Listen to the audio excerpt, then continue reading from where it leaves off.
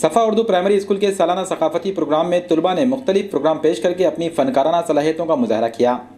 ناندیڑ کا معروف تعلیمی ادارہ صفا اردو پرائمری اسکول پچھلے کئی برسوں سے اپنے بہترین تعلیمی نتائج پیش کر رہا ہے۔ یہ تعلیمی ادارہ ہر سال اسکول میں ثقافتی پروگرام منعقد کرتا ہے۔ اس میں طلباء نے اپنی صلاحیتوں کا مظاہرہ پیش کیا۔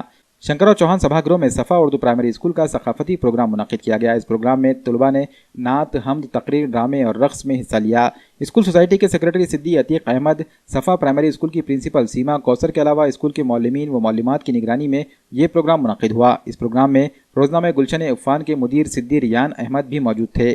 طلباء کے مظاہرے کو دیکھنے کے لیے سرپرست اور رشتہ دار ہزاروں کی تعداد میں پہنچے۔ یہ پروگرام کافی دیر تک چلتا رہا اور سرپرست اور مقامی افراد نے ثقافتی پروگرام کا لطف اٹھایا۔ ہم عفیفہ زینب بن عتیق احمد صفا اردو پری پرائمری اسکول سے ہم نے 6 پروگرام میں حصہ لیا ہے۔ I am enjoy. میرا نام نادرہ بن شیرو خان ہے۔ ہم صفا اسکول کے طالب علم ہیں۔ ہم نے اینکرنگ میں پارٹیسپیٹ کیا ہے۔ ہمیں یہاں آ کر بہت کانفیڈنٹلی فیل ہو رہا ہے۔ ہماری بہت ہمت افزائی ہو رہی ہے۔